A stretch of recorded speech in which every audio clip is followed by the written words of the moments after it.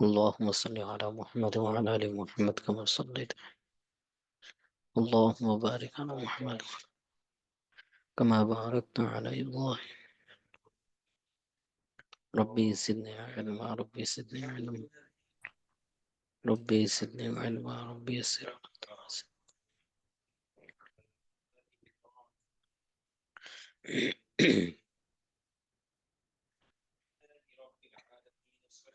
الله لا إله إلا هو الحي القيوم لا تأخذه له ما بالسماوات وما في الأرض. يعلم ما بين أيديهم وما خلفهم ولا يحيطون بشيء من علمه. وسع كرسيه السماء ولا يؤوده حفظهما وهو العلي العظيم. জি, আপনারা সকলে ভালো আছেন? আলহামদুলিল্লাহ। উস্তাদ, আলহামদুলিল্লাহ, আপনি কেমন আছেন? ভালো আছেন? জি জি, আলহামদুলিল্লাহ আলহামদুলিল্লাহ।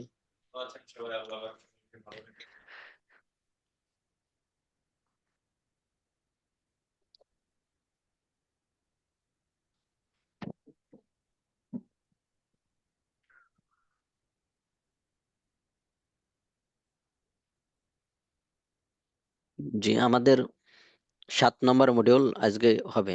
এই মডিউল পর্যন্ত আমাদের পরীক্ষাতে আসবে ক্লাস টেস্ট। আগামী মাসে হয়তো ক্লাস টেস্ট হবে ইনশাআল্লাহ।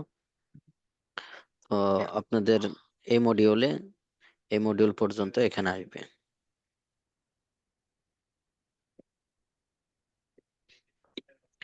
তো আজকে আমরা যেটা পড়বো নাজাসাত। নাজাসাত মানে আমরা পড়েছিলাম নাপাকি। নাজাসাত অর্থ কি? নাপাকি। নাপাকি। নাপাকি। নাপাকি নোংরা, ময়লা। ময়লা বলতে এখানে যেটা আমার শরীর বা কাপড়ে থাকলে ওইটা সহ নামাজ পড়া জায়েজ নাই। যেটা আমার শরীর বা কাপড়ে থাকলে ওটা সহ নামাজ পড়া জায়েজ জায়েজ নেই। জায়েজ নাই। নাই। এটাকে হলো এই নাজাসাতের তো নাজাসাত অর্থ নাপাকি, নোংরা, ময়লা, এটা আমরা সামনে পড়বো। আর এর দ্বারা উদ্দেশ্য হলো যেটা আমার শরীর বা কাপড়ে লাগলে এটা সহ নামাজ পড়া জায়েজ নাই।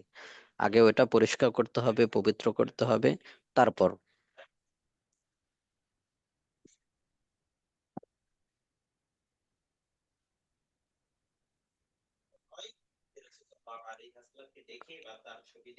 তো নাজাসাতের আবিধানিক অর্থ, নাজাসাত এটি তহরতের বিপরীত। তহরত মানে আমরা পড়েছিলাম পবিত্রতা। তহরত শব্দের অর্থ পড়েছিলাম কি?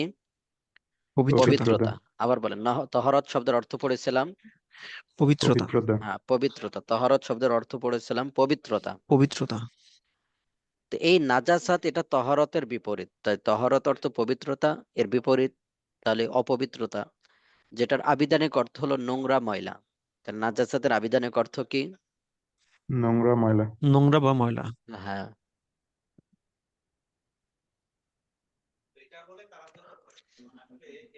তো নাজাসাতের আবিধানিক অর্থ হলো নোংরা, ময়লা। নাজাসাতের আবিধানিক অর্থ কি?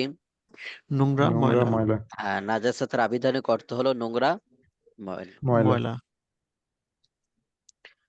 তো শরীর পরিভাষা নাজাসাত বা নাপাকি কাকে বলে? শরীর, পোশাক ও স্থান এমন নাপাক হওয়া যা সালাত পড়তে বাধাগ্রস্ত করে। তো শরীরে, কাপড়ে, পোশাকে এমন নাপাকি থাকা যা সহ নামাজ পড়া জায়েজ নাই। এটা সহ নামাজ পড়া জায়েজ নেই। জায়েজ নাই। জায়েজ নেই। তা থেকে দূর করো তো পবিত্রতা অর্জনের নির্দেশ দেয়। তা থেকে দূর করো তো পবিত্রতা অর্জনের নির্দেশ দেয়। নির্দেশ দেয়।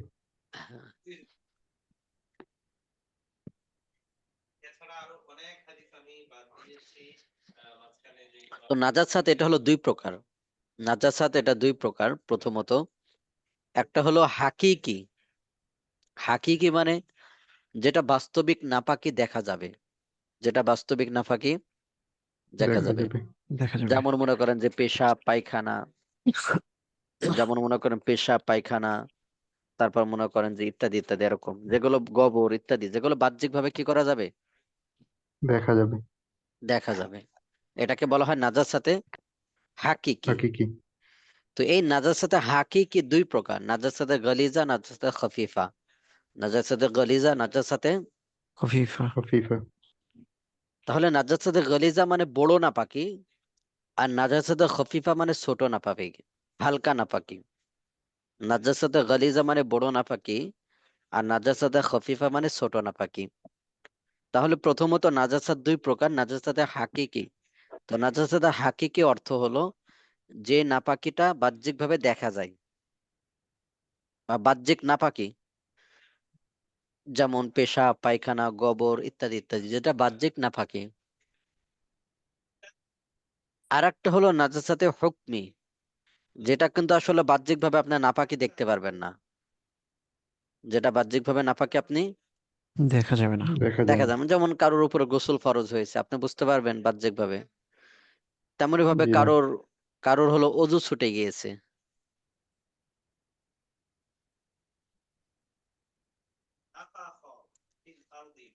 তাহলে নাজাসাত দুই প্রকার, নাজাসাতে হাকিকি আর একটা নাজাসাতে হুকমি। নাজাসাত দুই প্রকার, নাজাসাত দুই দুই প্রকার। প্রকার। আবার বলেন, নাজাসাত কয় প্রকার? নাজাসাত দুই দুই প্রকার। প্রকার।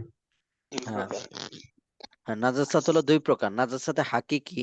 তা নাজাসাত হাকিকি বলতে কি বোঝায়? যা যেটা বাহ্যিক বাহ্যিকভাবে দেখা যায়। উম, মানে বাহ্যিক নাপাকি, যেটা ভেতরগত নাপাকি জি। না, বাহ্যিক নাপাকি, যেমন পেশাব, পায়খানা, গোবর ইত্যাদি, যেগুলো বাহ্যিক নাপাকি।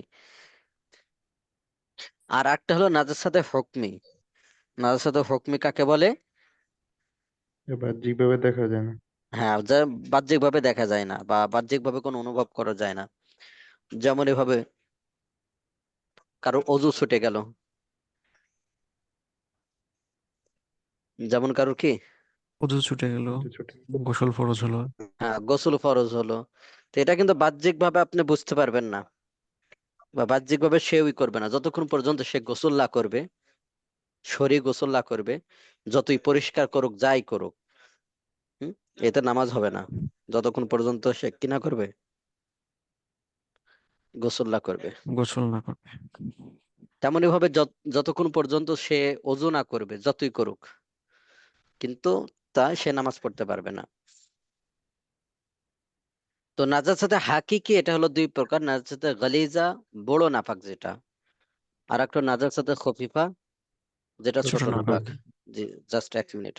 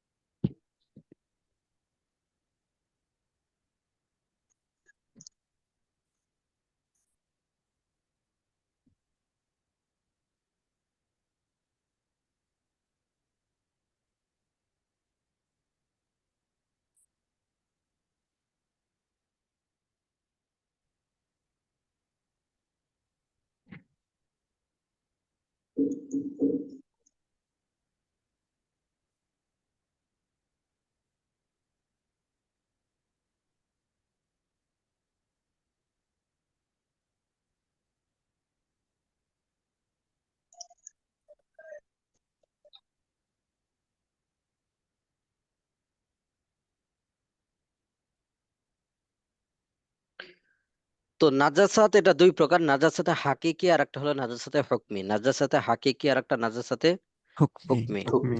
তো নাজাসাতে হাকিকি যেটা বাহ্যিক ভাবে নাপাকি, নাপাক জিনিস আপনার লেগেছে, শরীর বা কাপড়ে নাপাক জিনিস আপনার লেগে গিয়েছে, এটা লেগেছে। নাজাসাতে হাকিকি। এটা দুই প্রকার, একটা হলো গালিজা যেটা বড় নাপাক, আর একটা খফিফা যেটা ছোট নাপাক।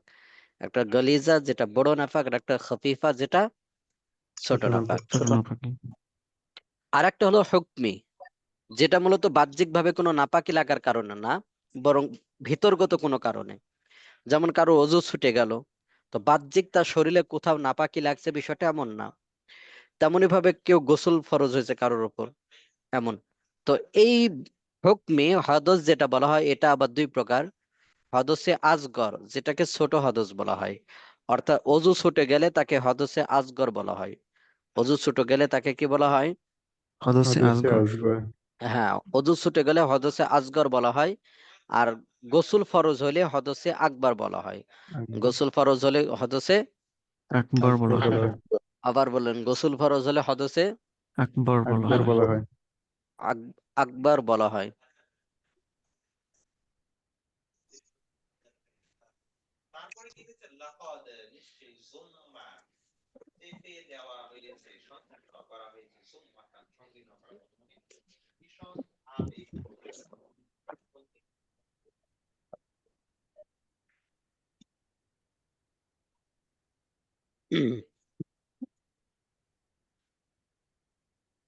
এখান থেকে নাজাসাতে গলিজা অর্থাৎ বড় নাপাক কি কি, এই লম্বা চওড়া একটা লিস্ট দেওয়া হয়েছে। বড় নাপাকি কি কি কি? কি? 1 নম্বর হলো, বড় নাপাকের ভিতরে 1 নম্বর হলো, যে সকল বস্তু মানুষের শরীর থেকে বের হয়ে গেলে ওযু নষ্ট হয় অথবা গোসল ফরজ হয়, ওই সকল বস্তু নাজাসাতে গলিজা, ওই সকল বস্তু নাজাসাতে। কলিজা। ওয়ালিজা। তাহলে যেগুলো বের হলে ওযু নষ্ট হয়ে যায় বা গোসল ফরজ হয়, ওইগুলো নাজাসাতে গলিজা। ওয়ালিজা। গলিজা। যেমন পায়খানা, প্রস্রাব, মনি, মজি, পুজ। এই মনি মজি কি, এটা সামনে আসবে। মুখ ভর্তি বমি, হায়েজ, নেফাস, ইস্তেহাজার রক্ত, এগুলো। তাহলে 1 নম্বর হলো মানুষের শরীর থেকে যেগুলো বের হলে ওযু নষ্ট হয়ে যায়, মানুষের শরীর থেকে যেগুলো বের হলে ওযু নষ্ট হয়ে যায় অথবা গোসল বা ফরজ গোসল হয়। ফরজ হয়, গোসল ফরজ হয়, এগুলো হলো নাজাসাতে গলিজা। তাহলে মানুষের শরীর থেকে, বলেন তাহলে, যে চোখের অশ্রু, এটা বের হলে কি ওযু ভেঙে যায়? না। জি না উস্তাদ। তাহলে এটা নাপাক না, এটা পাক। তেমনি ভাবে নাকের ময়লা বের হলে কি ওযু ভেঙে যায়? জি না। হ্যাঁ, শ্লেষা জি বলে না। বা যাই বলেন, এটাও ওযু ভাঙবে না।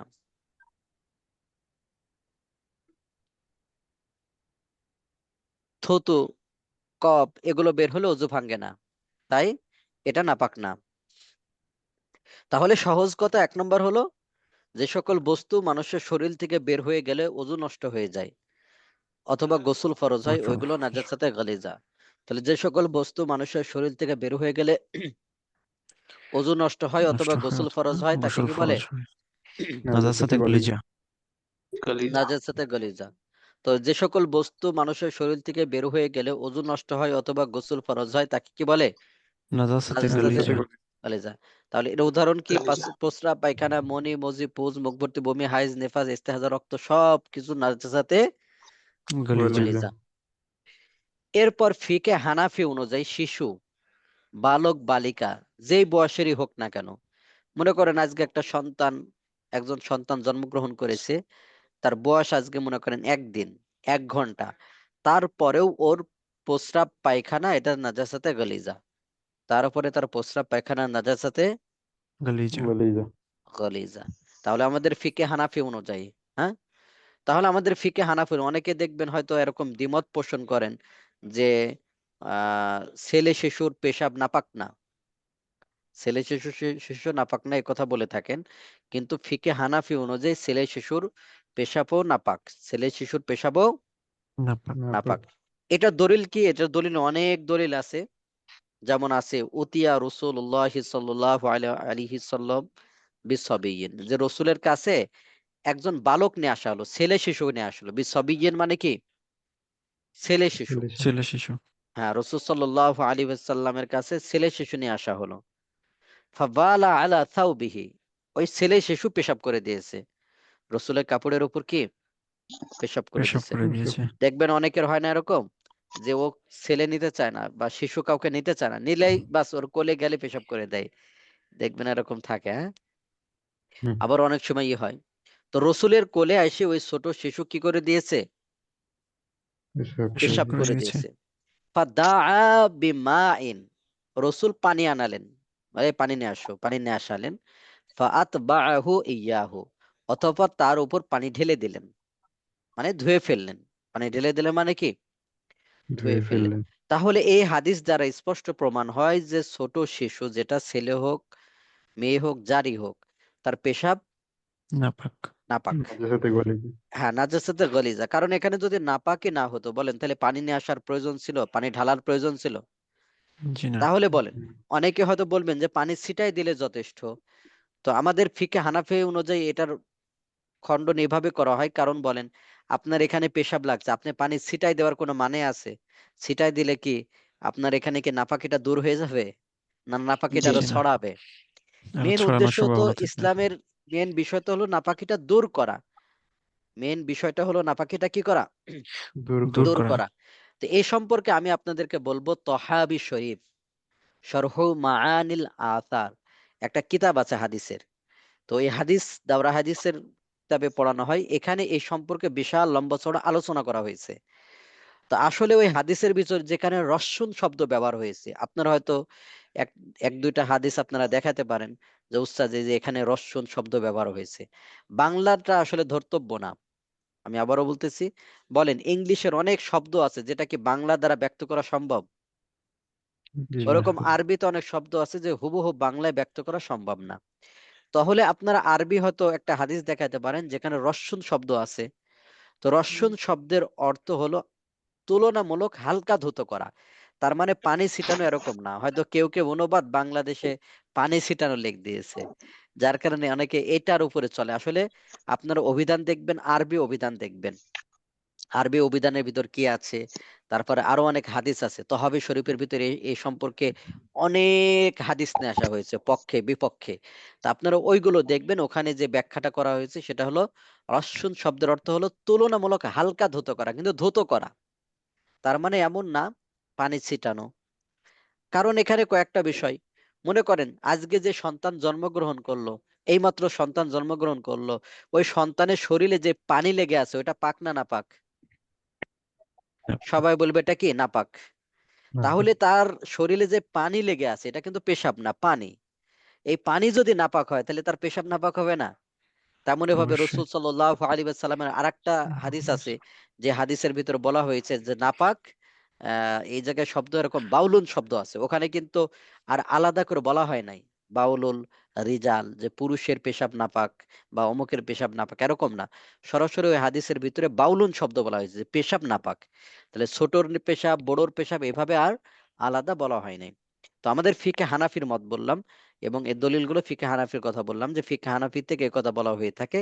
এখানে দেখেন যে উতিয়া রাসূলুল্লাহ সাল্লাল্লাহু আলাইহি ওয়াসাল্লাম বিসবি, যে আল্লাহ রসুলের কাছে ছেলে বাচ্চা, পুরুষ বাচ্চার পেশাব কি বলে, পুরুষ বাচ্চাকে নিয়ে আসা হয়েছে, শিশুকে। ফাবালা আলা সাওবিহি, সে বাচ্চাটা আল্লাহ রসুলের কাপড়ের উপর পেশাব করে দিয়েছে। ফাদাআ বিমাইন, তিনি পানি নিয়ে আসতে বললেন। ফাআতবাহু ইয়াহু, তারপর পানি ঢেলে দিলেন।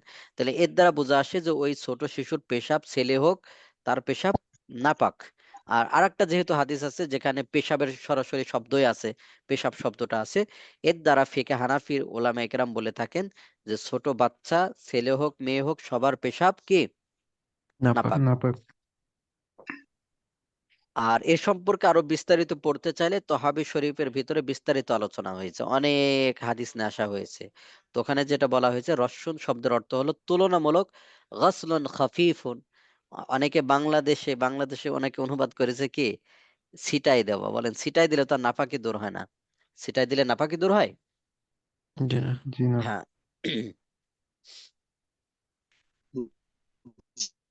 জি।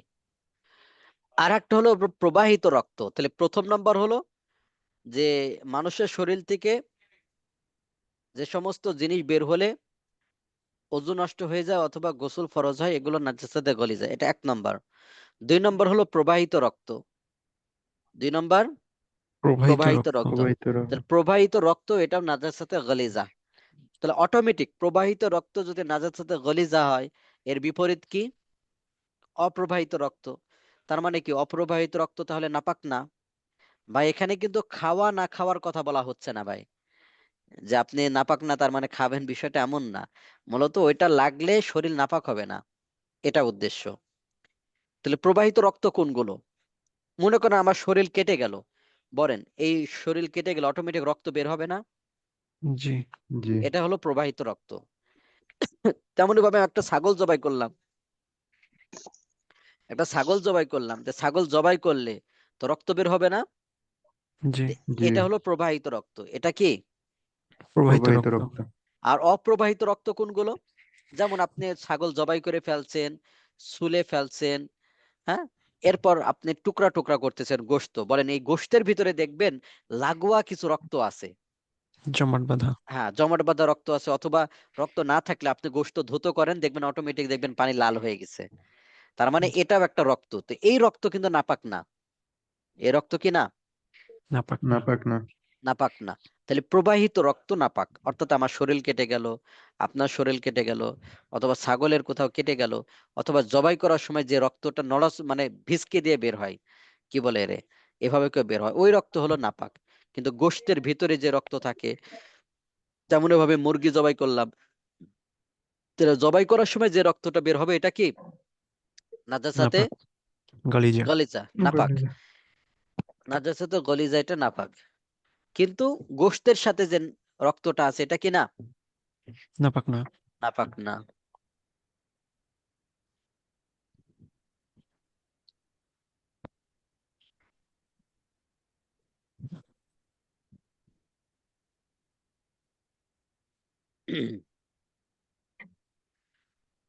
তো প্রবাহিত রক্ত কিসের ভিতর নাই?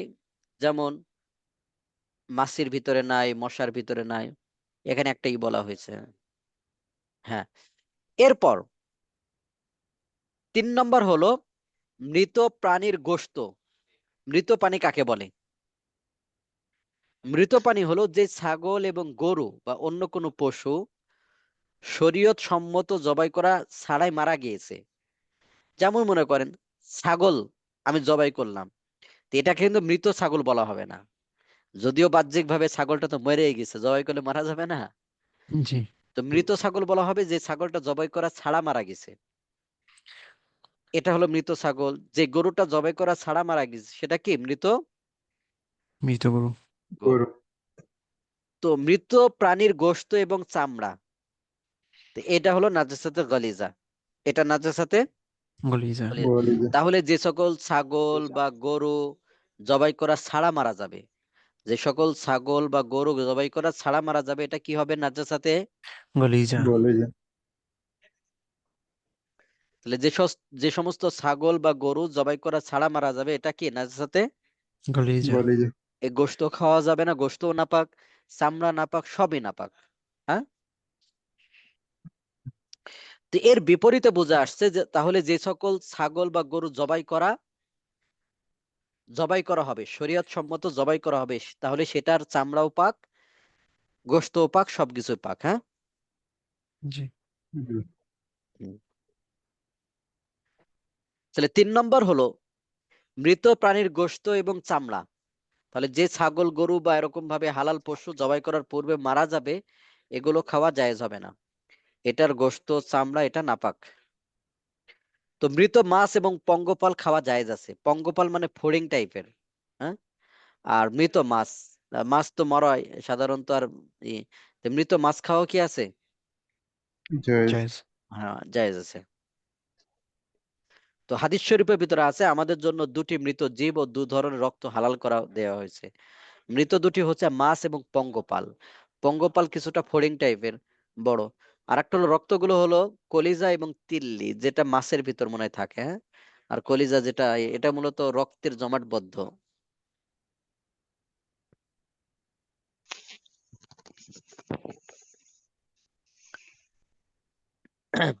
আর একটা প্রকার হলো নাজাসাতে গলিজা, এটা হলো শুকুরের গোশত। শুকুরের গোশত, চামড়া সবকিছু নাজাসাতে গলিজা। শুকুরের সবকিছু নাজাসাতে, গলিজা গলিজা। আবার বলেন শুকুরের সবকিছু নাজাসাতে, গলিজা গলিজা। আবার বলেন শুকুরের সবকিছু নাজাসাতে। গলিজা গলিজা। হ্যাঁ, শুকুরের সবকিছু নাজাসাতে গলিজা গলিজা। গলিজা।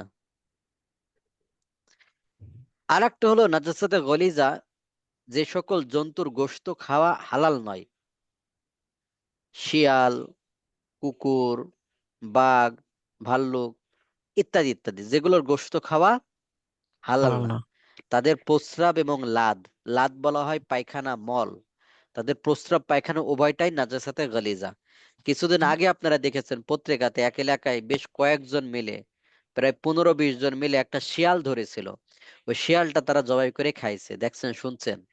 জি উস্তাদ এটা দেখছিলাম পত্রিকাতে আসছে। মানুষ কত নিকৃষ্ট হলে এগুলো করতে পারে, এটা খাওয়া জায়েজ হবে? জি না ভাই অনেক এত জায়গায় অভাব উস্তাদ পড়ছে। বিক্রিও করছে। হ্যাঁ, বিক্রিও অনেক করছে। জায়গায় তো বিক্রি করছে হ্যাঁ, শিয়ালের এই 3000 4000 টাকা কেজি। হ্যাঁ, এগুলো খাইলে বিশেষ কিছু ফজিলত আছে এরকম টাইপের নাকি, যে শিয়ালের গোশত খালি এটা হয় ওটা হয় এরকম? জি, শিয়ালের আল্লাহ মতো তাআলা চালাক হইতে চাইছিল মনে হয়। শেয়ালের মতো চালাক। মানুষ কত বড় খারাপ হলে এটা করতে আল্লাহ। পারে, হ্যাঁ? মাঝে মধ্যে শোনা যায় হোটেলে ধরা পড়ে না কুকুরের জি, গোশত দিতে গিয়ে। এজন্য হোটেলে খাবার খাওয়াটাও সতর্কতার সাথে খাইতে হবে, হ্যাঁ? জি। তো যে সকল জন্তুর গোশত খাওয়া হালাল নয় তাদের প্রস্রাব এবং লাদ এগুলো নাজাসাতে গলিজা। গলিজা। গলিজা।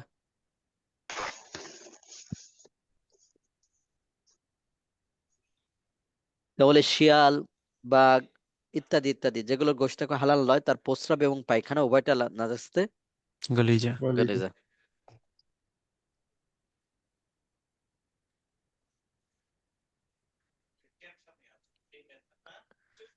তো যে সকল জন্তুর গোশত হালাল তাদের গোবর এবং কুকুরের মল, হিংস্র জানোয়ারের মল এগুলো নাজাসাতে গলিজা। কি কি? তো যে সকল জন্তুর গোশত হালাল, যেমন গরু, ছাগল, মহিষ ইত্যাদির, তো এগুলোর প্রস্রাব না, পায়খানা, গোবরটা, হ্যাঁ? তাহলে গরু ছাগলের গোবর হলো নাজাসাতে গলিজা। গরু ছাগলের গোবর হলো কি নাজাসাতে? নাজাসাতে গলিজা। গলিজা। হ্যাঁ, এখানে কিন্তু প্রস্রাবের কথা বলা হয় নাই। কির কথা বলা হয়েছে? গোবর। গোবরের কথা। গোবর। হ্যাঁ, গোবরের কথা, হ্যাঁ?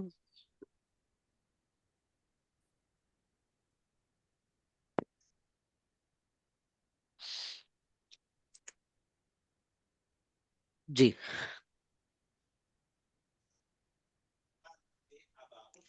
তাহলে যে সকল জন্তুর গোশত হালাল, যে সকল জন্তুর গোশত হালাল। হালাল। হালাল তার গোবর, তাহলে গরু ছাগল, তারপর আপনার কি মহিষ, দুম্বা, ভেড়া, হরিণ ইত্যাদির এগুলোর হলো গোবরগুলো নাজাসাতে গলিজা। গোবর হলো নাজাসাতে গলিজা। গলিজা। গলিজা। তেমনি ভাবে হাঁস মুরগির বিষ্ঠা, বিষ্ঠা মানে পায়খানা, তো হাঁস মুরগির পায়খানাও নাজাসাতে গলিজার অন্তর্ভুক্ত। হাঁস মুরগির পায়খানাও নাজাসাতে গলিজার অন্তর্ভুক্ত। গলিজা। হুম, হাঁস মুরগির পায়খানাও নাজাসাতে গলিজার, অন্তর্ভুক্ত। অন্তর্ভুক্ত। হ্যাঁ, হাঁস মুরগির পায়খানাও নাজাসাতে গলিজার, অন্তর্ভুক্ত। অন্তর্ভুক্ত। জি, হাঁস মুরগির পায়খানাও নাজাসাতে গলিজার অন্তর্ভুক্ত। অন্তর্ভুক্ত। অন্তর্ভুক্ত।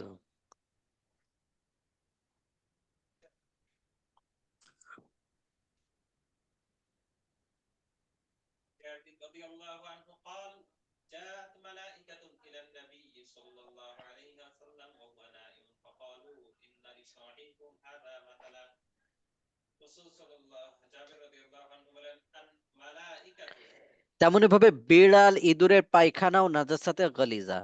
বিড়াল ইঁদুরের পায়খানাও নাজাসাতে গলিজা। গলিজা। গলিজা। বিড়াল ইঁদুরের পায়খানাও নাজাসাতে, গলিজা। গলিজা। হ্যাঁ, বিড়াল ইঁদুরের পায়খানাও নাজাসাতে, গলিজা। গলিজা। হ্যাঁ।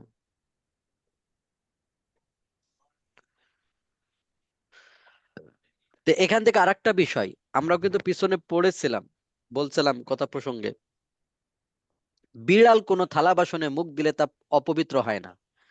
বিড়াল থালা বাসনে মুখ দিলে কি হয় না? এটা অপবিত্র নাপাক হয় হয় না। না, এটা নাপাক না। তবে আপনাদের পিছনে বলেছিলাম যে নাপাক না, এটা ঠিক আছে, কিন্তু এটা সাধারণ পানির তুলনায় এটা হালকা অপছন্দ। এই হিসাবে দুইটা পানি থাকলে উত্তম হবে। মনে করেন আপনার কথাই বলি বা যে কোনো ভাইয়ের কথাই বলি, এক জায়গায় বদনাতে পানি রাখা আছে, সেখানে বিড়াল দেখলেন মুখ দিয়ে খাইলো, আর এক জায়গায় স্বাভাবিক পানি রাখা আছে, তা আপনি বলেন আপনি কোন পানি দিয়ে ওযু করবেন? স্বাভাবিক পানি দিয়ে। যদি বিড়ালটা দেই যে এটা দিয়ে ওযু করেন, আপনি করতে চাবেন আপনি? জি না। যদিও জি। আপনি সেটা। নাপাক বলবেন না, এই পানিটা কি জি। বলবেন না, নাপাক নাপাক বলবো না। বলবেন না, তারপরেও আপনারা বলবেন যে এটা কেমন যেন একটা অপছন্দনীয়, হ্যাঁ? জি। তো ওইটাই মূলত উদ্দেশ্য, যে রাসূল সাল্লাল্লাহু আলাইহি সাল্লাম বা ওরা অনেক হাদিস দেখবেন, ওইগুলোর দ্বারা উদ্দেশ্য হলো যে এটা নাপাক না, এটা নাপাক না। তবে তারপরেও আমরা এই যে ফিকে হানাফি অনুযায়ী পড়ছিলাম যেটা মাকরু মানে অপছন্দনীয়, এটা কেমন? এই যে যে সমস্ত ভাই আপনারা যারা আছেন, আপনাকে যদি বলি যে ভাই এটাই বিড়াল, আপনি নিজে দেখলেন যে বিড়াল মুখ দিল, মুখ দিয়ে খাইলো ওখানে মুখ চুবাই, আর এক জায়গায় ভালো, তা আপনি অজু করতে দিলে আপনি কোনটা দিয়ে করবেন? স্বাভাবিক পানি দিয়ে। স্বাভাবিক পানি দিয়ে না, মূলত জি। মাসালা ওই জায়গায়, হ্যাঁ? জি তবে এটা কোনো থালা বাসনে মুখ দিলে অপবিত্র হয় না। এখানে অপবিত্র হয় না বলতে পাক না পাকের সাথে সম্পর্ক। তার মানে কিন্তু এমন না যে ইঁদুরে মুখ দিয়েছে, বিড়ালে মুখ, কি বলে, বিড়ালে মুখ দিয়েছে, আপনি কি করলেন, খাইলেন, এটা এরকম না কিন্তু ভাই। অনেক সময় বিড়ালের মুখে কি থাকে, জীবাণু থাকে। এটা খাইলে জি মারাত্মক ধরনের আপনার ক্ষতির সম্ভাবনা, কারণ বিড়াল কি আমাদের মানুষের মতো যে ভালো ভালো জিনিস, বিড়াল কোথায় পচা টচা খেয়ে বেড়ায়, পায়খানায় যায়, তারপরে নিচে কোথায় যায়, কত জায়গায় যায় না। তো জি তার মানে এমন না যে বিড়ালে মুখ দিয়েছে বলে আপনি খাবেন, বিষয়টা এমন না। এটা আপনার রুচির বিষয়, বাকি এটা নাপাক হবে না। হ্যাঁ, হ্যাঁ, জি কারণ অনেক সময় দেখা যাচ্ছে তার মুখে জীবাণু থাকতে পারে। তা আপনি খাওয়ার পর বলেন, উস্তাদ এই যে খাইছি, খাওয়ার পর আমার এটা হয়ে গেছে, আপনি বলছেন যে এটা নাপাক না। তো এটা পাক নাপাকের সাথে সম্পর্ক, অর্থাৎ আপনার কাপড়ে লেগে গেলে এটা সহ নামাজ পড়া জি ভাই। যাবে। মূলত এটা বলা উদ্দেশ্য, তার মানে এটা খাইতে হবে এরকম না। যদি আপনার হয়, সম্ভাবনা থাকে যে না বিড়াল অন্য জায়গায় থেকে মুখ টুক দিয়ে আসছে, তাহলে খাওয়ার দরকার নাই। হ্যাঁ, জি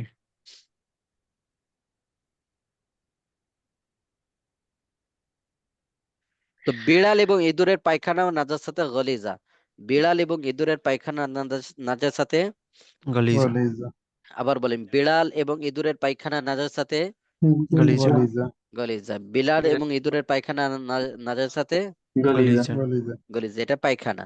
হ্যাঁ, তবে বিড়াল কোনো থালা বাসনে মুখ দিলে এটা অপবিত্র হয় না। হাদিসের ভিতরে আছে ইন্নাহা লাইসাত বিনাজাস, এটা নাপাক না। ইন্নাহা মিনাত তাওয়াফিন আলাইকুম মিনাত তাওয়াফাত, এগুলো তোমাদের আশপাশে ঘোরাফেরা করে, এমন আর কি।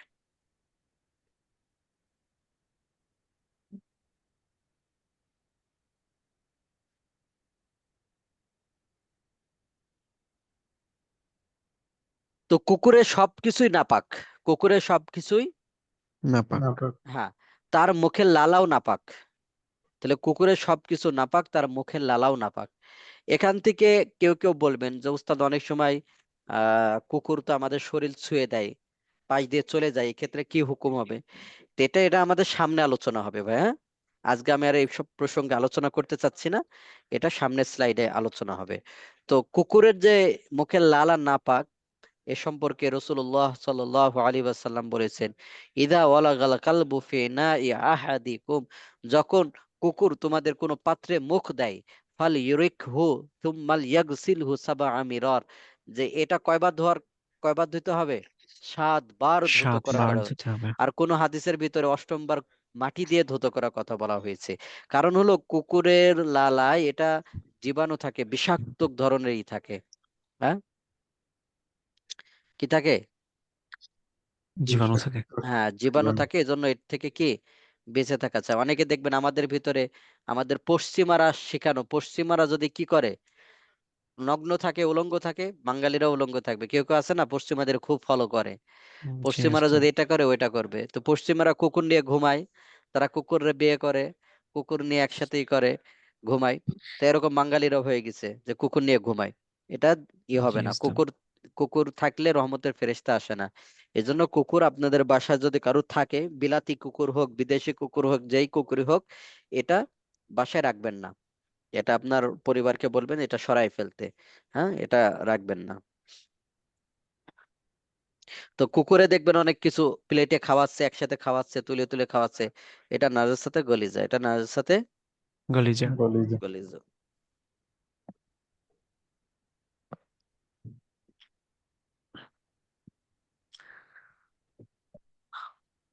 মদ ও মাদক দ্রব্য দিয়ে তৈরি সুগন্ধি, হ্যাঁ, মদ দিয়ে যদি কোনো কিছু তৈরি করা হয়, তো ওই জিনিসও হারাম, এটা নাপাক। মদ নাপাক। হ্যাঁ, মদ জি কি নাপাক। নাপাক নাপাক। এখন এই যে আমরা পড়লাম নাজাসাত, এই নাজাসাত এর হুকুম কি? নাজাসাত এর হুকুম। হুকুম কি? হুকুম এখানে উপরে আমরা পড়লাম না নাজাসাতে গলিজা। জি জি তো নাজাসাতে গলিজা যদি শরীর বা কাপড়ে লেগে যায়, এই নাজাসাতে গলিজা এটা দুই ধরনের হইতে পারে।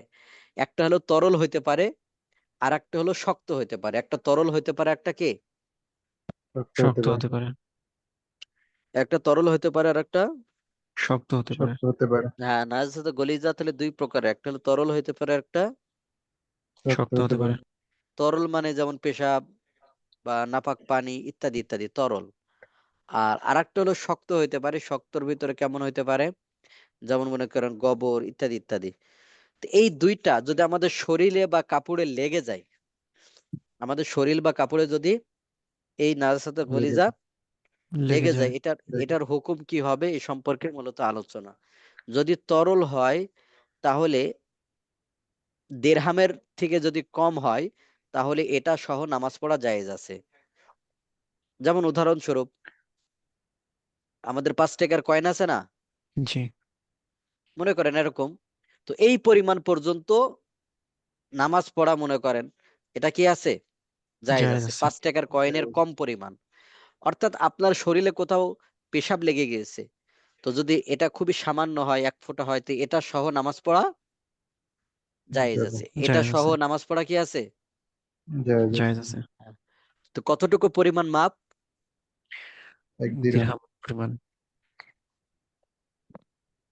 1 দেড়হামের থেকে কম, 1 দেড়হামের থেকে কম পরিমাণ কি এটা মাপ। নাপাকি হ্যাঁ 1 দেড়হামে যদি কম হয়, অর্থাৎ আমরা বর্তমান সময়ে কি বললাম 5 টাকার কয়েন, 5 টাকার কয়েনের থেকে যদি কি হয় কম হয়। কম হয়। কম হয়, এই পরিমাণ সহ নামাজ পড়া কি আছে, জায়েজ আছে। হ্যাঁ জায়েজ আছে। হ্যাঁ, আর যদি শক্ত হয় তাহলে এখানে একটা দেওয়া আছে দেখবেন 3.0168, হ্যাঁ গ্রাম। 3 হ্যাঁ গ্রাম, অর্থাৎ আমরা 100 গ্রাম বলি না, জি, তো 100 গ্রাম এখানে কয় গ্রাম, 3 গ্রাম, 3 গ্রাম। মানে খুবই কম। ওর কম যদি হয় তাহলে এটা সহ নামাজ পড়া জায়েজ আছে। অর্থাৎ আপনি এমন জায়গায় গিয়েছেন হালকা নাপাকি লেগে গেছে, আপনার ধৌত করার আর কিছু পাচ্ছেন না, তাহলে এটা সহ নামাজ পড়া কি আছে, জায়েজ জায়েজ আছে। আছে। তাহলে যদি তরল হয় কতটুকু পরিমাণ সহ নামাজ পড়া জায়েজ আছে, 1 দিরহামের কম পরিমাণ। 1 দিরহামের কম। বর্তমান 5 টাকার কয়েন। জি বর্তমান 5 টাকার কয়েনের কম পরিমাণ। হ্যাঁ 5 টাকার কয়েনের থেকে কম যদি হয় এটা সহ নামাজ পড়া কি আছে, জায়েজ আছে। আর যদি এটা শক্ত হয় তাহলে 3 গ্রাম এর কম। আর একটা হলো নাজাসাতে খফিফা। নাজাসাতে খফিফা মানে ওই হালকা নাপাকিতে নাপাক হয় না, অনেক বেশি। যেমন হালাল পশুর পেশাব, যেমন গরু মহিষ ছাগল ইত্যাদির পেশাব কি নাজাসাতে, খফিফা। তাহলে অন্যান্য কিছুর পেশাব কি নাজাসাতে খফিফা, খফিফা। মানে যেগুলোর গোশত খাওয়া যায়, যেগুলোর গোশত খাওয়া জায়েজ আছে। হ্যাঁ জায়েজ আছে, এগুলো নাজাসাতে খফিফা, সেগুলোর পেশাব। আর একটা হলো ঘোড়ার পেশাব, আর একটা কি, ঘোড়ার পেশাব। হ্যাঁ এটাও নাজাসাতে খফিফা। আর একটা হলো এমন পাখির বিষ্ঠা যেমন কাক চিল বাজ প্রভৃতি, এগুলোর পেশাব নাজাসাতে খফিফা। খফিফা। তো নাজাসাতে খফিফার উদাহরণ হলো বা নাজাসাতে খফিফার হুকুম হলো যে কাপড়ে বা কোথাও লাগলে 4/1 পরিমাণের যদি কম হয় তা মাফ। কেমন, যেমন আমার হাতে লেগে গেছে, তাহলে হাতকে আমরা 4 ভাগ করব, করার পরে যদি 4/1 কম হয় তাহলে এটা মাফ। তার মানে কি অনেক পরিমাণ থাকলেও কি হচ্ছে না, নাপাক হচ্ছে না, তাই না ভাই। জি, নাজরাতে খফিফা, আর নাজরাতে খফিফা গলিজা কিন্তু একবারে কম পরিমাণ। নাজরাতে গলিজা আমরা কি পড়েছিলাম, কম কম। পরিমাণ। কম হ্যাঁ পরিমাণ। হ্যাঁ, তরল হলে 5 টাকার কয়েনের থেকে কম, আর আর যদি কি শক্ত হয় তাহলে শক্ত হলে 3 3 গ্রামের গ্রামের কম। কম। কম। হ্যাঁ, আর নাজাসাতে খফিফা হলো কি, হালাল যে পশুর, এগুলো ভাই পাক না পাকের সাথে সম্পর্ক, তার মানে খাওয়া জায়েজ আছে, বিষয়টা কিন্তু এমন না ভাই। হ্যাঁ, মাটি পাক, তাহলে কি খাওয়া জায়েজ আছে। জি না। এখন কেউ কেউ মনে করবেন যে উস্তাদ তাহলে গরুর পেশা নাজাসাতে খফিফা, তাহলে নাজাসাতে খফিফা তাহলে খাওয়া জায়েজ আছে, বিষয়টা এমন না ভাই। এটা নাজাসাতে খফিফা মানে কি, কোথাও যদি আপনার কাপড়ে লেগে যায় তাহলে এটা হালকা না পাকে, জাস্ট এমন আর কি।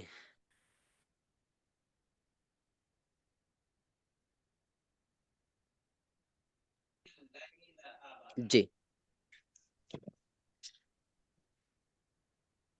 তো নাজাসাতে খফিফা হলো শরীর বা কাপড়ে লাগলে, শরীর বা কাপড়ের 4/1 কম হলে মাফ, আর পূর্ণ 4/1 বা আরো বেশি হলে মাফ নয়। পূর্ণ 4/1 বা তার বেশি হলে মাফ নয়। তো কোথাও যদি নাজাসাতে খফিফা আর নাজাসাতে গলিজা মিশ্রণ হয়, তো এটা নাজাসাতে গলিজার হুকুমে ধরা হবে। তো আপনারা এই স্লাইড গুলো ধরেন একবার করে বলে দেওয়া হলো, আরো বিস্তারিত আপনারা নিজেরা নিজেরা পড়বেন। হ্যাঁ, ইনশাআল্লাহ। আরো বিস্তারিত কি পড়বেন, এটা অনেক গুরুত্বপূর্ণ। এটা কি অনেক গুরুত্বপূর্ণ। গুরুত্বপূর্ণ। এই স্লাইডে আপনার সারা জীবন পাক না পাক সম্পর্কে যত মাসালা আছে এটার উপর নির্ভর করবে। তবে কিন্তু পানিতে যদি আবার মিশ্রণ হয় তাহলে কিন্তু পুরো পানি নাপাক হয়ে যাবে। এক ফোঁটাও মিশ্রণ হলে কি পুরো পানি, নাপাক হয়ে যাবে। এটা কিন্তু নাপাক হয়ে যাবে। কাপড়ের সাথে বলা হয়েছে, কাপড় বা স্থানের সাথে। মনে করেন এক বালতি পানি, বা আমরা বলতে পারি যে ছোট পুকুর, অর্থাৎ যেটা 100 বর্গ হাতের কম, কম। এক ফোঁটা নাপাকি পড়লো তো পুরো পানি কি হয়ে যাবে, নাপাক হয়ে যাবে। নাপাক হয়ে যাবে। নাপাক হয়ে যাবে। জি, ঠিক আছে, তাহলে আমাদের এই পর্যন্তই। আমরা এখন প্রশ্ন উত্তর নিব। আমাদের যাদের প্রশ্ন করার ইয়ে আছে আজকে ক্লাস রিলেটেড, তাহলে আমরা প্রশ্ন করতে পারি। আর একটু পরে আমরা কাহুট শুরু করবো ইনশাআল্লাহ। ইনশাআল্লাহ। যে হ্যান্ড রাইজ করেন, আমি ই করে দিচ্ছি ইনশাআল্লাহ, হ্যান্ড রাইজ করেন।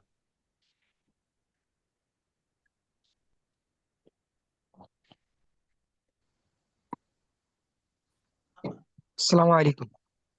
ওয়ালাইকুম সালাম ওয়া রাহমাতুল্লাহ। তো জি, আমার একটা প্রশ্ন ছিল আর কি। হুম, সেটা হচ্ছে মানে আমরা অজু করার পর আর কি আমার গ্যাস্ট্রিকের সমস্যার কারণে অনেক সময় সমস্যাটা হয় যে কি বায়ু নির্গত হয়ে যায় এমন অনুভব হয়, কিন্তু বায়ু নির্গত হয় না। কিন্তু আমি কি ওই সময় নামাজটা চালিয়ে যেতে পারবো কি, বা কোরআন তেলাওয়াত চালিয়ে যেতে পারবো কিনা? বায়ু নির্গত হয় না তাহলে চালাবেনি তো। মানে অনুভব হয় কি যে আমার চাপ আসছে, কিন্তু ও নির্গত হয় না, তাহলে করণীয় কি? হয়তো বাস, নির্গত না হলে তো আপনি চালাই যাবেন। এখন যদি নামাজের ভিতর হয়, নামাজের বাইরে হলে হয়তো ওযু নষ্ট করে আপনি ওযু করে আসলেন, আর নামাজের জি, ভিতর হলে নামাজ ওইভাবে পড়বেন। যে কোরআন বের তেলাওয়াত করলেও কি এটা একই হবে আর কি, হ্যাঁ, চালিয়ে যাবে? যতক্ষণ বের হবে না ততক্ষণ পর্যন্ত কি আপনার ওযু নষ্ট হয় নাই। জি যদি জি। বের হয় তাহলে ওযু নষ্ট হয়ে যাবে। সালাম আলাইকুম। সাত আসেন, সাত। জি, আসসালামু আলাইকুম উস্তাদ। ওয়ালাইকুম সালাম উস্তাদ, ওয়া রাহমাতুল্লাহ। নাজাসাতে খাফিফার ক্ষেত্রে যদি ওই অল্প পরিমাণ হয় সেক্ষেত্রে কি ওইটা ধুয়ে তারপরে নামাজ পড়তে হবে নাকি ওইটা ওই অবস্থায় পড়া যাবে? সময় সুযোগ থাকলে ওটা ধুয়ে নামাজ পড়বেন। সময় সুযোগ থাকলে কি, বাট মানে হ্যাঁ, একসাথে এতজন আমরা ই করতে করবো না তো, যে কি কেই করে দিচ্ছে বলেন, আনমিউট করে দিচ্ছে কে এতজনকে একসাথে, আমরা একজন একজন করে করি। হ্যাঁ, সময় সুযোগ থাকলে ধুয়ে করবেন, সময় সুযোগ না থাকলে ওটা সহ নামাজ পড়লে নামাজ হয়ে যাবে ভাই। হ্যাঁ, জি, ধন্যবাদ উস্তাদ। জি জি। 140 আসেন। সালাম আলাইকুম উস্তাদ। ওয়ালাইকুম সালাম ওয়া রাহমাতুল্লাহ। জি উস্তাদ, ওই কোনো জায়গা থেকে একটু রক্ত বের হলো, যেমন কোনো ছিড়লো বা ওরকম রক্ত বের হয়ে জায়গা দিয়ে থাকলো, এটা কি ওই নাজাসাত হবে গড়িয়ে পড়ার আগ পর্যন্ত? না, গড়িয়ে পড়লে তখন নাপাক হয়ে যাবে, আর আর গড়িয়ে জায়গায় না রইলে পড়লে ওইটা। হ্যাঁ নাপাক হবে না। জি জি, জি উস্তাদ। ওকে, ঠিক সালাম আছে। আলাইকুম। ওয়ালাইকুম সালাম। 17 আসেন। আসসালামু আলাইকুম উস্তাদ। ওয়ালাইকুম সালাম। যে গতকালকের ক্লাসের একটা প্রশ্ন ছিল যে যদি কোনো কুয়া ওই 100 বর্গ দৈর্ঘ্য প্রস্থ 100 বর্গ হাত না হয়, কিন্তু উচ্চতা যদি 100 বর্গ হাতের বেশি হয়, তাইলে কি ওইটা ওই ছোট ধরা হবে বা বড় ধরা হবে? জি, মানে ওটা তাহলে কি ধরা হবে, মানে ছোট ছোট পুকুর ছোট কুয়া ধরা হবে এরকম? দৈর্ঘ্য প্রস্থ 100 বর্গ হাতের কম, কিন্তু উচ্চতাটা অনেক বেশি। নিচের অংশটা বেশি আর কি, এটা বলা জি হয়েছে জি। তো আপনাদের, এটা ছোট পুকুরের ভিতরে ধরা হবে। শুধু দৈর্ঘ্য আর প্রস্থের উপর ডিপেন্ড করে না? হ্যাঁ, দৈর্ঘ্য প্রস্থর উপর ডিপেন্ড করে, গভীরতা বা নিচের দিকে না। আমি আপনাদেরকে ক্লাসে বলছিলাম কিছুটা কলসের মতো, যে কলসের মতো নিচে অনেক মোটা, কিন্তু মুখে কি চিকন, এখানে এই চিকনটাই ধরা হবে। হ্যাঁ? জাযাকাল্লাহ। জি। 358। উস্তাদ, অজু করার পরে যদি ব্যাঙের মানে প্রস্রাব পায়ে লাগে তাইলে কি অজু থাকে নাকি কি হয়?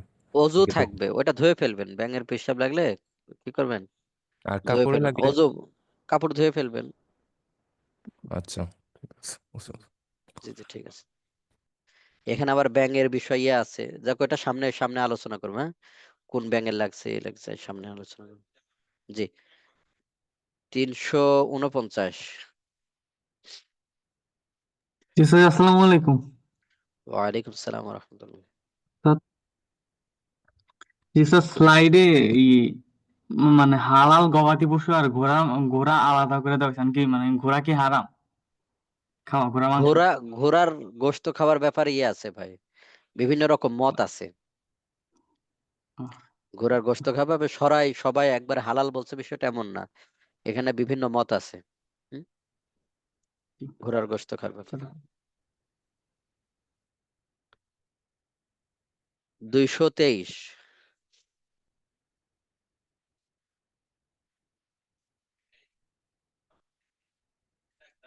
খেজুর গাছে এটা প্রচলনটা আছে।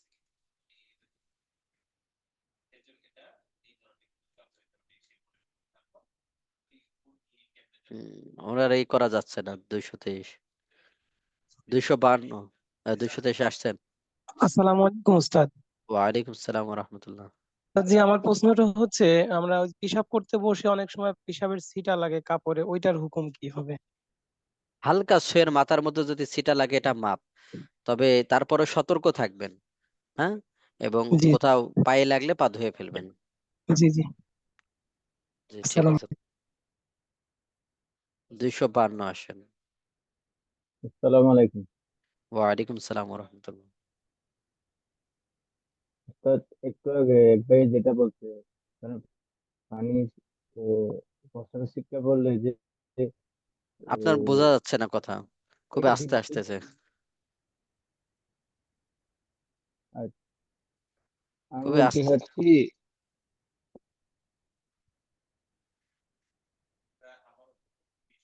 হ্যাঁ বলেন।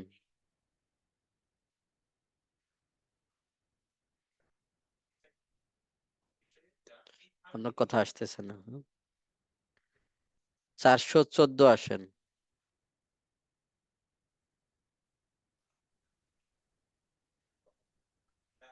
আসসালামু আলাইকুম। ওয়ালাইকুম আসসালাম ওয়া রাহমাতুল্লাহ। ওস্তাদ, নাজাসাতে গালিজা যদি কাপড়ের সাথে লেগে থাকে, এমনকি সেটা যদি শুকিয়ে যায়, কিংবা এমন অবস্থায় আছে যে আমার মানে গায়ের সাথে লাগছে না আর কি, যে প্রস্রাব হতে না পারে, অন্য লাগলেও, কিছু হতে পারে, না লাগলেও। সেই অবস্থায়, জি, হ্যাঁ বলেন। সেই অবস্থায় কি আমি অজু করতে পারবো? অজু করে কাপড় চেঞ্জ করে পবিত্র হ্যাঁ হ্যাঁ কাপড় পরলে হ্যাঁ কি হ্যাঁ অজু করা হ্যাঁ যাবে হবে। সে হ্যাঁ হ্যাঁ অবস্থায়? হ্যাঁ ওই অবস্থায় অজু করতে পারবেন। অন্যান্য সকল কাজ করতে পারবো? হ্যাঁ মানে অন্যান্য সকল কাজ করতে পারেন, নামাজ পড়ার সময় এটা খুলে তারপর পবিত্র জি, কাপড় পরে নামাজ পড়বেন। হ্যাঁ? জাযাকাল্লাহ। তো উস্তাদ, আরেকটা বিষয় আছে, এই স্লাইডের বাইরে একটা প্রশ্ন যদি অনুমতি দিতেন। সেটা হচ্ছে সেটা হচ্ছে যে আমরা এই যে মানে এখন তো আরবি লিখতেছি, একটা খাতা রাফ ইউজ করার জন্য, প্র্যাকটিসের জন্য যদি আমি স্টাডির জন্য ইউজ করি, সে খাতাগুলো যেমন কোরআনে আয়াত থাকবে, অন্য হাদিস থাকবে, সেগুলো আমি মানে মানে এটা কিভাবে আইফোতাতে জিজ্ঞেস করবেন। হ্যাঁ এটা। আচ্ছা, ঠিক ঠিক। হ্যাঁ জি জি জি জি। সালাম আলাইকুম। ওয়ালাইকুম আসসালাম। জাযাকাল্লাহ। জি জি 50 আসে 50। আসসালামু আলাইকুম উস্তাদ। ওয়ালাইকুম আসসালাম ওয়া উস্তাদ, রাহমাতুল্লাহ। এখানে নাজাতে দাঁড়িয়ে হচ্ছে যে যাদের ওজন নষ্ট হয় ও গোসল ফরজ হয় উস্তাদ। তো শিশুর প্রস্রাব লাগলে ওযু বা এই নষ্ট, যে না না না, ওযু নষ্ট হয় কে বললো? আমি তো ওযু নষ্ট হয় বলি নাই ভাই। উস্তাদ, হুম? তো একটু দেখলাম উস্তাদ, স্লাইডে ছিল তাই না না নাজাতে না, ওযু নষ্ট হয়ে যায় ওই জিনিস বের হলে ওটা নাপাক, এ কথা বলা হয়েছে। তাছাড়া আপনার গায়ে লাগছে পেশাব, আপনার পেশাব না আরেকজনের পেশাব লাগছে, এটা তাহলে কি ওযু নষ্ট হয়ে যাবে? জি না উস্তাদ, এটাই আর কি এটা ছিল। এটা তো বলা হয় নাই ভাই। বলা হয়েছে যে নাপাক মানুষের শরীর থেকে যেগুলো বের হলে ওযু নষ্ট হয়ে যায় ওইগুলো হলো নাপাক, এরকম বলা হয়েছে। হ্যাঁ জি উস্তাদ। উস্তাদ, আসসালামু আলাইকুম উস্তাদ। হ্যাঁ ওয়ালাইকুম।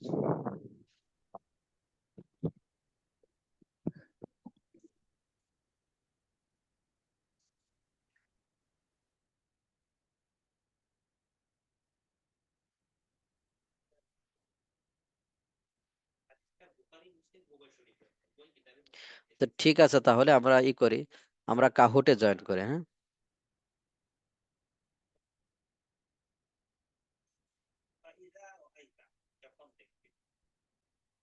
ইয়াত্তাবিউন আল্লাযীনা ইয়াত্তাবিউন, যারা অনুসরণ করছে, মা তাশাবাহা মিনহু, মা তাশাবাহা, যার সাদৃশ্য, মানে যেটা সাদৃশ্য, এটা ব্যাখ্যা ওই যে আয়াতের ব্যাখ্যা যারা তালাশ করে। আয়াতের মধ্যে আল্লাহ তাআলা বলেছেন কিছু আয়াত, কিছু আয়াত সাদৃশ্য, সাদৃশ্য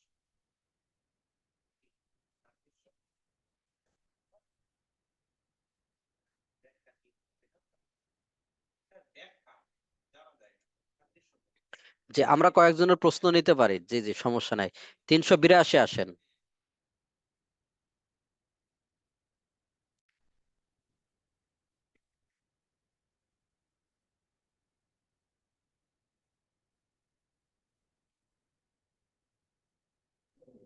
আসসালামু আলাইকুম। ওয়ালাইকুম আসসালাম ওয়া রাহমাতুল্লাহ। ওস্তাদ, বাদুড়ের মাংস খাওয়া যাবে কিনা? জি, বাদুড়ের মাংস খাওয়া যাবে কিনা, মানে অনেক সময় আছে যে অসুস্থ ব্যক্তি বাদুড়ের মাংস খায় না, ওই রোগটা ভালো হয় আর কি। এটা আইফততে জিজ্ঞেস করেন ভাই। হ্যাঁ, আচ্ছা, ঠিক আছে।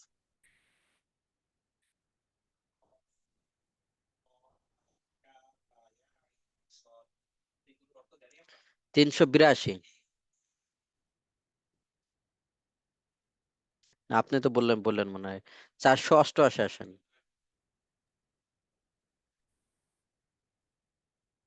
জি ভাই বলেন।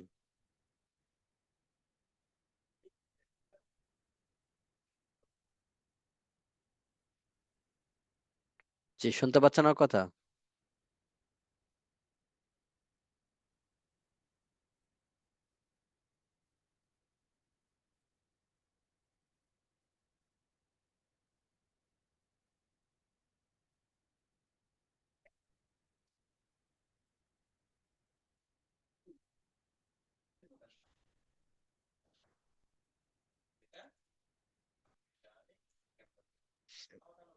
ওস্তাদ আসসালামু আলাইকুম।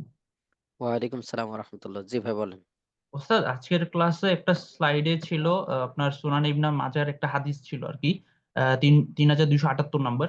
তো এটা হচ্ছে আমি hadithbd.com এ ওই হাদিসটা ক্রস চেক করছি, ওইখানে এটার সাথে মিল পাচ্ছি না। আপনি যদি একটু কাইন্ডলি চেক করে দেখতেন এবং জানাতেন উপকৃত হতাম। ভাই হাদিস বিডির সাথে মিলতে হবে বিষয়টা এমন না, হাদিসের মূল কিতাব মিলাবেন ভাই।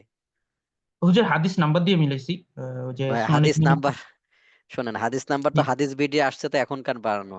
আপনি মূল কিতাব মিলাবেন, মূল কিতাবের সাথে মিলবে না। মূলত মূল কিতাবে যখন হাদিসে করে তো অনেক ছোট হাদিসকে বা শুধু হাদিসকে তখন ওটা নাম্বারিং ধরে, আর হাদিস বিডিতে নাম্বারিং ধরে না। হাদিস বিডিতে ভুল হওয়ার সম্ভাবনা আছে। এটা মানুষে কিছুদিন আগে যেটা টাইপিং করছে, বুঝছেন ভাই? আচ্ছা। হ্যাঁ, হুজুর এগুলো একটা আপনি প্রশ্ন ছিল। মূল কিতাবে মিলাবেন। হ্যাঁ, জয়ীফ হাদিস যেগুলো আছে সেগুলো কি আমরা মানে অস্বীকার করতে পারবো, বা এগুলা কি হচ্ছে আমরা জয়ীফ আমলে নিতে হাদিস, পারবো? এটা আপনি জানবেন কিভাবে? হুজুর এইখানেও যে হাদিসের মানটা নির্ধারণ করে দিছে আর কি, এখানে। আরেকজনের অনুসরণ হলো না, ও তো ভুল করতে পারে। একটা হাদিস সহিহ না সহিহ এটা বের করতে হলে 6 মাস, 1 বছর, কোনো সময় 5 বছর লাগে ভাই একটা হাদিসের। তাহলে আপনি যে আরেকজনের উপর নির্ভর করে করবেন, এটা হলো না ভাই? তার মনে করেন যে ভুল হয়েছে, তাহলে আপনি কি করবেন? হুজুর সহিহ হাদিসগুলো কিভাবে জানতে পারি, কোন সূত্র থেকে? হ্যাঁ, এই বিষয়গুলো সেটা হলো যে আপনি কোন নির্ভরযোগ্য কোন আলেমকে আবার জিজ্ঞেস করে নেবেন ভাই। ঠিক আছে, কারণ একটা হাদিস আমরা মনে করলাম যে hadithbidi.com থেকে নিলাম, ওখানে অনেক থাকতে পারে। আর একটা হাদিস সহি জয়ী বের করতে হলে 2 মাস, 5 মাস, 6 মাস, 1 বছর, 5 বছর, 10 বছর এরকম সময় লাগে একটা হাদিসের, যে এই হাদিসটার সহি কিনা। সব রাবিগুলো আমি একটা বইয়ের ভিতর শুধু সহি পেলাম তো এটা মেনে নিলাম, এটা ভুল হবে ভাই। আমি বলবো যে আপনি নির্ভরযোগ্য কোনো আলেমের কাছ থেকে জেনে আবার আমল করবেন। হ্যাঁ, ঠিক আছে ওস্তাদ। ঠিক আছে ভাই। আসসালামু আলাইকুম। জি জি জি। অনুবাদ করা হলো। মানে সে বুঝাচ্ছে সে ভালো। জি, 401 ভাই আছেন, 400। জি, সর্বশেষ আমরা নেব। আর বাকি যে সমস্ত ভাই আছেন ওই ভাইদেরকে আমরা আগামী রবিবারের যে আছে প্রশ্নোত্তর ক্লাসে আছে ওখানেই করবেন ইনশাল্লাহ। হ্যাঁ? আর ওই হাদিসগুলো আপনারা আরবি দিয়ে বের করতে পারবেন ভাই। নাম্বারিংটা মূলত হাদিসের কিতাবে মিলে না, এক এক কিতাবে এক এক রকম দেওয়া থাকে। কারণ আরবিটা আমরা মূল ধরি। আপনারা যারা অ্যাডভোকেট আছেন, ল পড়েন, তাহলে বলেন তারা কি মূল কিতাব ধরে পড়েন না অনুবাদ ধরে পড়েন? এখান কেউ আছে না এরকম অ্যাডভোকেট? তো দেখবেন যে তারা মূল কিতাব ধরে পড়ে। তেমনি ভাবে যারা ডাক্তার আছে দেখবেন, তারা দেখবেন যে মূল বাংলা যে সচরাচর আমরা পড়ি এরকম না। তো আমাদের যে হাদিসগুলো আসে এগুলো দেখবেন মূল কিতাব থেকে, আপনি মূল কিতাবে মিলালে দেখবেন আমাদের কওমি মাদ্রাসাগুলোতে মূল কিতাব আছে, এগুলোর সাথে মিলালে তখন মিলবে। আর এটার থেকেও আপনার আরো পদ্ধতি হলো যে উস্তাদ আমি চাচ্ছি হাদিসটা কোথায় আছে। তো হাদিসটা আপনি আরবিতে টাইপিং করে, আরবি কিছু অ্যাপস আছে, তো এটা আপনি সহজের জন্য নিতে পারেন। তো আপনি ওই অ্যাপসে টাইপিং করে আরবিটা দিলে দেখবেন যে অটোমেটিক এটা কোথায় আছে না না আছে, কত কিতাবে আছে না না আছে, এটা বের হয়ে যাবে ভাই। হ্যাঁ, তো ঠিক আছে, তাহলে এই পর্যন্তই আমরা শুরু করলাম। হ্যাঁ,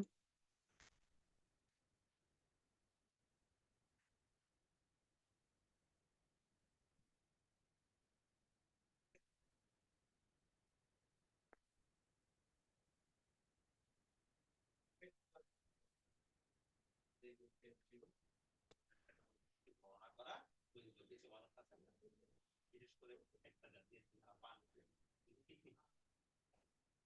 আসলে শুনেছে কি হয়েছে? এই ভাই বসেন, চাচা বসেন, বসে গিয়ে বলা শুরু করে দিল, তো এই করেছি সেই করেছি, এই নিয়ে চলে গেছে, বিভিন্ন ধরনের বিভিন্ন কথা বলে। অথচ সে নিজে এটা যাচাই বাছাই করেন, কোন রকম শুনেছে, কোন রকম শুনেছে। তো এই ব্যক্তি আমাদের দেওয়ার জন্য এটাই যথেষ্ট, সে যা শুনেছে বিশেষ করে দ্বিতীয়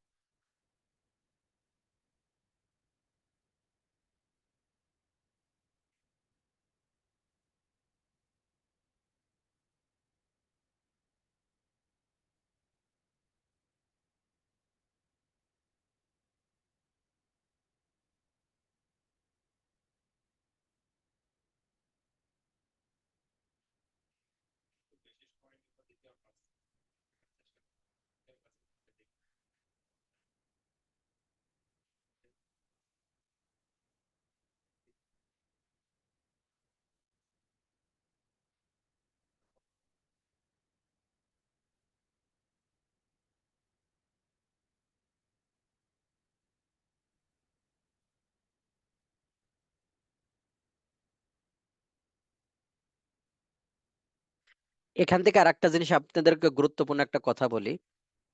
সেটা হলো ওই যে এক ভাই যেটা বললেন, আসলে এই যে আমরা ধরেন আলেম, আমরা পর্যন্ত একটা হাদিস আসলে এখন পর্যন্ত যদি তাহকিক করি, কোন একটা কিতাবে দেখলাম যে সহি লেখা বা জয়ীফ লেখা বা ই লেখা, আমরা কিন্তু ওটার উপর নির্ভর করি না। বুঝতে পারছেন? তো অনেক ক্ষেত্রে আবার কি করি, ওই হাদিসটাকে আবার 2 মাস 6 মাস ধরে আবার কি করা হয়, তাহকিক করি বা কাউকে বলি ভাই এই হাদিসটা আরো দেখেন। তাহকিক করে করে তারপরে একেবারে অ্যাকুরেট হই। হ্যাঁ, যে না এটা ঠিক আছে। তো এরকম দেখা যাচ্ছে যে আপনাদের ক্ষেত্রেও বলবো যে হাদিস কোথাও পেয়েছেন বা হাদিস কোথাও ইয়ে হয়েছেন, যে ওটাকে আপনি সহি ধরলেন বা জয়ীফ ধরলেন বা এটাকে ধরলেন ই ধরলেন, এটা অনেক ক্ষেত্রে এটা ভুল হওয়ার সম্ভাবনাও থাকতে পারে, বা আপনার বুঝের ভিতরে ভুল হওয়ার সম্ভাবনা থাকতে পারে। এই জন্য সবচেয়ে ভালো হবে যে আপনি ওই হাদিস যদি বিপরীত কোনো হাদিস দেখেন, আমরা এখানে একরকম পড়লাম, এর বিপরীত যদি হাদিস দেখেন, তো আপনার ওরকম ভাবে নির্ভরযোগ্য কোনো আলেমের শরণাপন্ন হবেন। তাকে আবার জিজ্ঞেস করবেন যে হুজুর এই হাদিসটা একটু দেখবেন, এই হাদিসটার জবাব কি হতে পারে, বা হাদিসটা ঠিক আছে কিনা, বা হাদিসটা কোন কিতাবে আছে, এরকম আর কি। তো সহজই হলো যে একটা হাদিস এরকম সহি না জয়ীফ এটা বের করতে হলে অনেক, যারা যোগ্য ব্যক্তি, ধরেন আমিও ওইভাবে পারবো না, যারা এই বিষয়ে পারদর্শী, হাদিস বিষয়ে পারদর্শী, তাদেরও অনেক সময় একটা হাদিস বের করতে 6 মাস, 1 বছর, 2 মাস, 5 দিন, এক সপ্তাহ, এরকম ভাবে সময় চলে যায়। তাহলে একটা হাদিস পেলাম, এভাবে যে আমি করবো এরকম না ভাই। হ্যাঁ, এটা কোনো নির্ভরযোগ্য আলিমের কাছ থেকে জেনে তারপরে আমল করা, এটা সবচেয়ে ভালো হবে।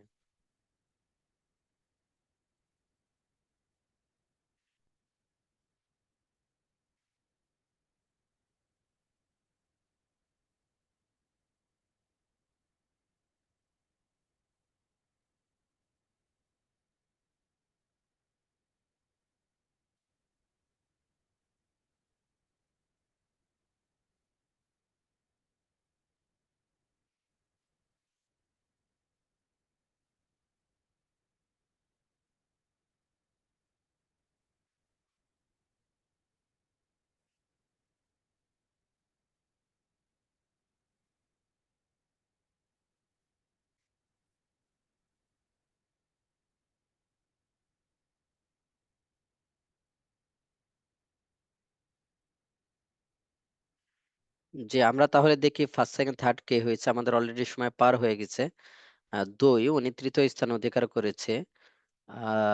যিনি 110 তিনি দ্বিতীয় স্থান অধিকার করেছে। ফার্স্ট হয়েছে কে দেখা যাক। 24 উনি ফার্স্ট হয়েছেন। ঠিক আছে, তাহলে আমাদের এই পর্যন্তই। পরবর্তী ক্লাসের জন্য আপনার প্রস্তুতি নিন। সুবহানাকাল্লাহুম্মা ওয়া বিহামদিকা আশহাদু আল্লা ইলাহা ইল্লা আনতা